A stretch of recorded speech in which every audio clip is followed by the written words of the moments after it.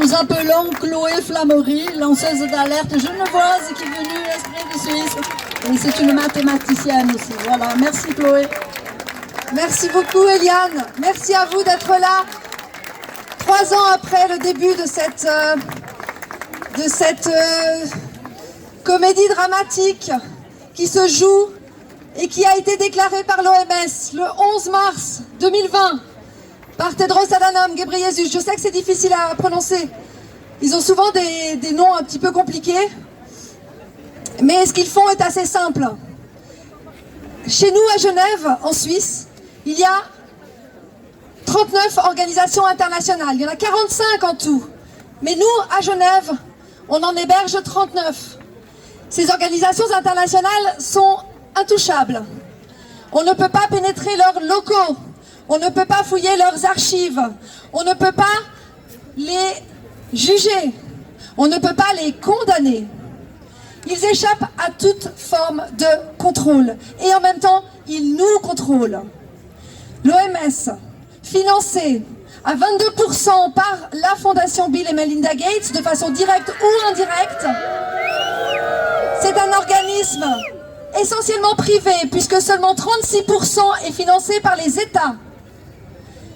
Bill Gates est aux commandes et bizarrement, l'OMS s'occupe du niveau du CO2, des pandémies de la santé publique internationale, de la santé donc humaine, de la santé animale et de la protection de l'environnement. Comme par hasard, Bill Gates a des entreprises dans ces 4 domaines, avec Impossible Food ou Beyond Meat, qui fabrique de la viande végétale, avec Breakthrough Energy, qui s'occupe de se débarrasser du CO2, avec l'alliance Gavi, l'alliance vaccinale, qui a été fondée en collaboration avec le Forum économique mondial. Lui aussi siège à Genève, en Suisse. Il a créé cette alliance en 2000 pour vacciner la planète. Heureusement, ces plans ne marchent pas aussi bien que prévu. Le traité pandémie de l'OMS, vous le connaissez, mais les médias n'en parlent pas. Et la campagne que j'ai menée depuis le mois de juin pour être au Parlement suisse, dans les 2 chambres, le Conseil national et le Conseil des États qui correspondent à l'Assemblée nationale en France et le Sénat, m'a permis de délivrer des messages et c'était ça le but. Le but n'était pas d'être élu, mais de pouvoir parler. Alors, comme l'a dit Virginie Joron, la démocratie, elle dure 1 minute. J'ai eu des prises de parole d'1 minute, alors que les autres candidats ont été auditionnés pendant des heures. Ils ont été invités au débat sur les chaînes nationales, sur l'aimant bleu. Et moi, on m'a laissé 1 minute par-ci, 4 minutes par-là, et j'ai quand même réussi à faire 4%. Ça veut dire que le message passe, et que malgré le fait qu'on soit censuré, saboté, nos affiches n'ont pas été collées, les bus devaient diffuser nos messages, les transports publics genevois nous ont dit qu'on ne pouvait pas les coller pour cause de colle non conforme. Mais c'est pas grave, on a loué une camionnette blanche, et on a posé nos visuels dessus. Et elle tourne encore aujourd'hui en dehors des rails du tram, et pour de longs mois encore, puisque ça a donné l'idée à d'autres copains, à d'autres citoyens de coller également nos messages sur des camionnettes. Après les convois de la liberté, les camionnettes de la liberté, je trouve ça assez logique. D'une part, on a le mouvement citoyen qui est vraiment en route.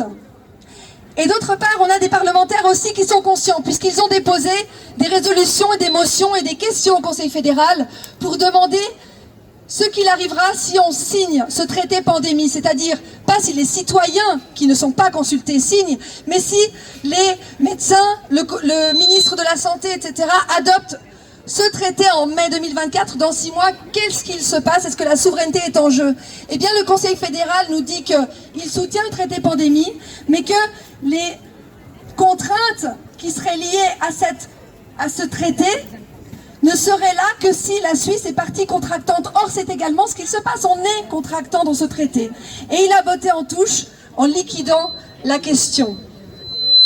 D'autre part, Tedros, le directeur de l'OMS, disait lors de l'Assemblée de l'ONU en septembre que des avancées majeures, des engagements majeurs avaient été pris et qu'il allait signer, qu'il allait mettre en place le traité pandémie et les amendements du règlement sanitaire international. Eh bien, il y a quelques jours, le 8 novembre, sur Twitter, il a dit, pour se justifier, que certains affirmaient que ce traité ôterait la souveraineté des pays, que ceci était faux, infondé, absurde. Eh bien, Tedros, il faudrait relire ton texte de cette année de février, qui dit que les recommandations de l'OMS deviennent contraignantes, que Tedros est habilité à prendre des décisions sur les urgences de santé publique, par exemple une crise climatique, s'il le décide, que c'est le seul à prendre la décision sans consulter les pays, que les droits humains, les droits de l'homme, les libertés fondamentales qui étaient inscrites dans le règlement sanitaire, eh bien, sont biffées. Et au lieu de ces notions, on voit l'inclusivité, l'équité et la cohérence. C'est très flou, monsieur Adhanom Ghebreyesus. Et ça ne va pas dans votre sens. On nous dit également que l'OMS coordonne et dirige toutes les activités sanitaires internationales en termes de gouvernance sanitaire mondiale. C'est écrit à l'article 4 du traité pandémie. Et Tedros affirme que ne vous inquiétez pas, braves gens, dormez tranquille, il ne vous arrivera rien.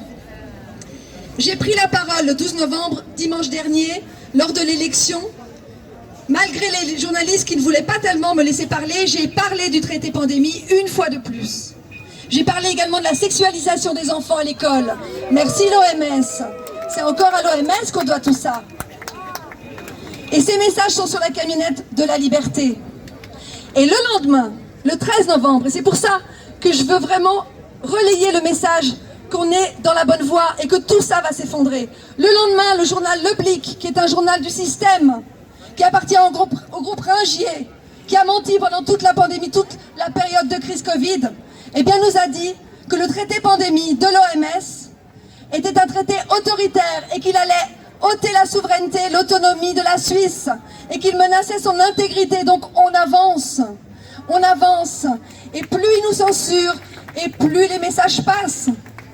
Donc moi j'ai beaucoup d'espoir que toute cette mascarade, elle tombe, parce que les citoyens qui devaient être une nouvelle fois injectés, nouvelle campagne de vaccination en octobre, eh bien ne vont pas se faire injecter. Et toutes les personnes que j'ai vues et toutes les personnes que j'ai interrogées ne veulent plus de cette vaccination, de cette injection qui leur fait peur et à juste titre. Donc voilà, mon message il est plein d'espoir et je vous dis, ne lâchons rien, parce que c'est maintenant que ça se joue. Merci à vous et liberté.